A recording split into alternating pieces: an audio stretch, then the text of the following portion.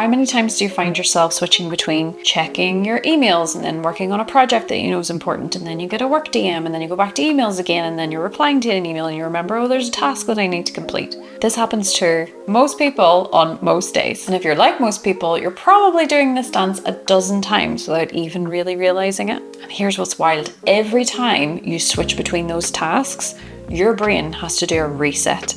And that reset is draining your mental energy all day long, which is no wonder why you feel exhausted at the end of a workday. So let's talk about task batching, which is a simple strategy that is going to give you back hours of mental energy by working with your brain instead of against it. Task batching is simply grouping similar tasks together and then tackling them all in a dedicated block of time. So instead of answering emails as they come in and you get the notifications, you decide that you're going to tackle them in a 20-minute batch in the morning and a 20-minute batch in the afternoon. The key word here is similar tasks. So you're not just randomly hashing a bunch of tasks together, you're actually grouping tasks that require similar mental bandwidth or similar tools and setup. And by keeping your brain in the same mode for these batches, you're going to feel a lot more in control and a lot less scattered throughout the day. Every time you switch from one type of task to another, your brain experiences something called attention residue, which was found in a study by a Dr. Sophie Leroy in 2009. And now this explains why context switching feels so draining by the end of a day. It's because your brain holds on to a little bit of the tasks that you were doing, even as you try to move on to the next one. Think about it, you're deep in writing mode, you're working on a project, it's going really well, and then a notification pops up from one of your friends about going for lunch. You quickly reply, lunch sounds great. You get back to the task at hand, but part of you is still thinking about what kind of sandwich you're going to order at lunch. That is attention residue, and research shows us that it takes around 15 to 20 minutes for your brain to get fully reabsorbed back into a task once you've been interrupted. Now multiply that 15 to 20 minutes across your workday and it's going to be really hard to stay properly focused on the work at hand. Now task batching can help eliminate this because your brain gets to stay in one mode for a longer period of time. There's no gear shifting required. You'll not only get through your work faster, but you will also feel a lot less mentally fried by the end of your workday. So how do you figure out which tasks to batch together?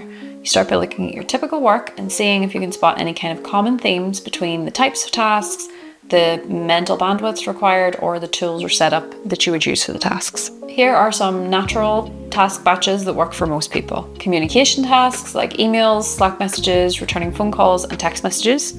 You've got admin tasks like expense reports, updating spreadsheets, filling documents, scheduling appointments. Then you've got creative tasks like writing, designing, brainstorming, planning tasks like project planning, editorial calendars, mapping out timelines or strategy sessions, research tasks like reading articles, gathering information, fact-checking, competitive analysis. And then there are quick tasks, anything that takes under 5 minutes like approvals, short updates, or quick cleanups. I use an app quick label in Todoist personally, which helps me know those really tiny little tasks that I can just knock out anytime I've got some spare time.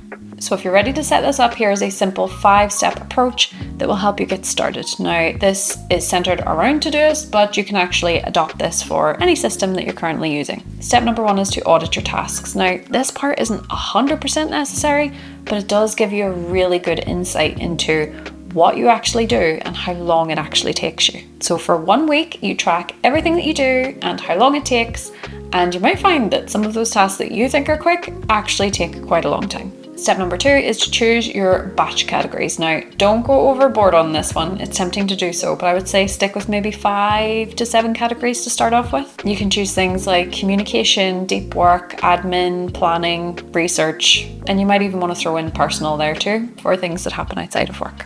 And then if you're in Todoist, you're going to create a label for each one of those categories, which is going to make it so simple for you then to see tasks that are scattered maybe across multiple projects that all have the same context. So if you've got emails to send, but there's many different projects that those emails are a part of, you can still just click the emails label and it'll bring up all of the things that require the same context so you can execute them in a task batch.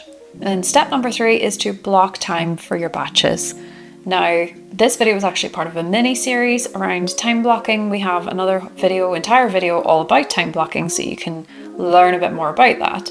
But very quickly, it basically means that you're going to dedicate a block of time in your calendar for category specific tasks. Say for instance, you do deep work in the morning and then you do your admin in the afternoon, whatever suits your natural energy flow. And here's where the calendar layout in Todoist is really going to come into its own, because you can actually visualize your entire week in the calendar layout, creating big blocks of time for your task batches. This is especially useful whenever you're planning your week in advance. In fact, it happened to be this week. I started blocking in all of my time blocks and realized that there was 2 days where I was incredibly overloaded, way too many things planned. And then I had another 1 day in the week, which was a little bit lighter. So I was able to shift those blocks further down the week, which made my week feel a lot more manageable. And if you synced your Todoist with your Google Calendar or your Outlook calendar, you'll be able to see any meetings, appointments, or things that you have scheduled in there alongside your tasks, which gives you the best view of everything in your week and is personally what gives me most of my peace of mind. Now, during your batch block, say tackling emails, you're only going to work on that category of tasks, nothing else. So you can click on the label in order to see a big list of those tasks, but you may even have more tasks in there than you can tackle in that time block. This is where filters in Todoist can actually come in really helpful. So you can set up a filter, which is effectively a saved view, that allows you to see all tasks that are tagged email in the next 7 days, for instance, or all tasks that are tagged email in today. It's just a really good way of staying super focused. Now, if you're new to task batching, this can be a huge habit shift. So step number 5 is just to make it stick, which basically means repetition. Keep trying to do it. You may fall off the wagon a couple of times and find yourself getting distracted by things, but I actually have one strategy that really helps me in that instance, which is called the later list. We have a video on that, which I will link above. But basically it means when you're working on something and you're trying to focus on that specific set of tasks, if something else pops up into your head and you're like, oh, I don't want to forget that thing, you either write it down or pop it into your Todoist onto a later list. It's something you will not do now because you're in the middle of your task batch. You're going to get to it later. And remember, each time you hone your focus, you're doing just that. You're practicing, you're making it better and easier to focus on one thing at a time. So if you're feeling yourself tired and constantly scrambling through your tasks, not really feeling like you're getting anywhere, you might want to try and give task batching a go. Now, this is all part of a larger article that we have called the Time Blocking Guide. I'm going to link that in the description box below in case you want to really deep dive into this. And like I said, we will have other videos on this topic too, so I will link those as well. Look out for the one that's coming up next. It's called day theming. I have started doing this recently. It's completely changing how I'm working in my days. The clarity I'm getting from it is unreal. Anyway, if you're interested, go and check it out. Otherwise, thank you so much for watching. It means so much to us whenever you give us a thumbs up for these videos. If you enjoyed them, it lets us know that you did. Maybe even consider subscribing, and I will see you in the next one. Bye. If you are, here is a simple 5-step. My battery is draining and I'm reading the wrong script. I'm not reading the wrong script. You can start by looking at your for God's sake.